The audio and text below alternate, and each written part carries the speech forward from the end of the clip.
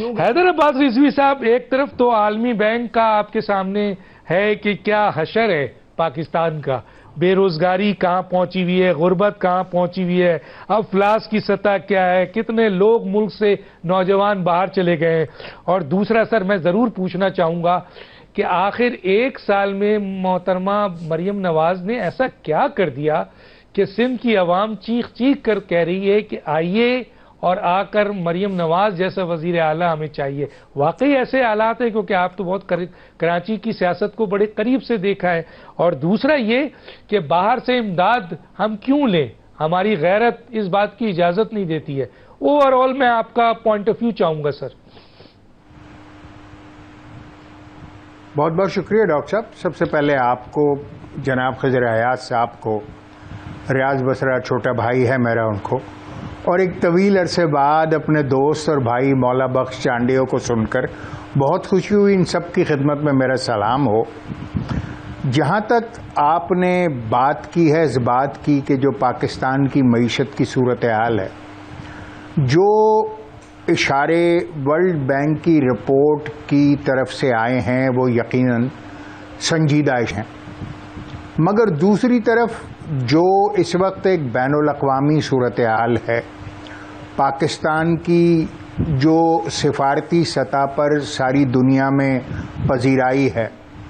بیان المرصوص میں جس طریقے سے ہماری جانباز افواج نے، ہمارے جوانوں نے، جس طریقے سے ہماری آرمی، پاکستان ایئر فورس اور نیوی نے پاکستان کا دفاع کیا، اور اس کے بعد جس طرح پوری دنیا میں پاکستان کی توقیر میں اضافہ ہوا، ساتھ ساتھ اب دنیا کے وہ تمام ممالک جو کسی اور طرف دیکھا کرتے تھے، مثال کے طور پر ابھی ہی حالیہ دنوں میں ہونے والا پاکستان اور سعودی عرب کے درمیان دفاعی معاہدہ، اور اس کے ساتھ ساتھ جو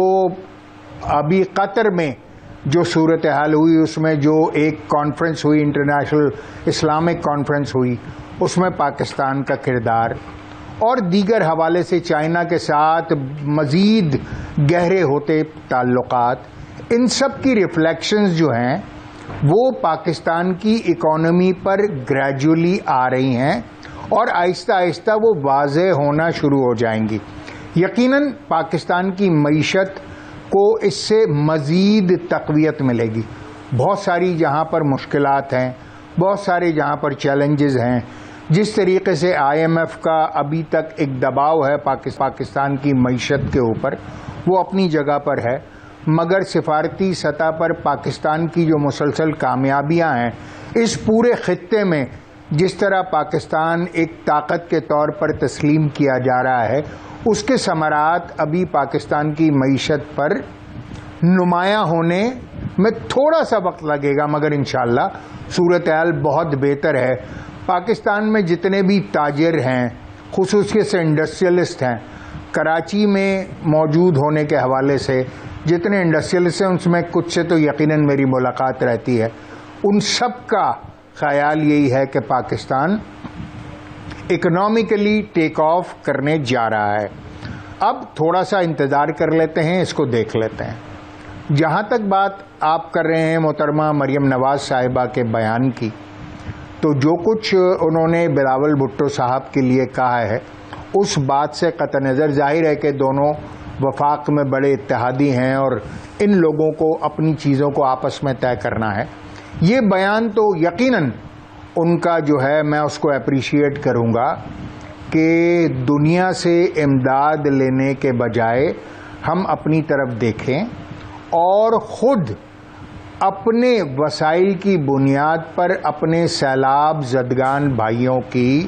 امداد کریں۔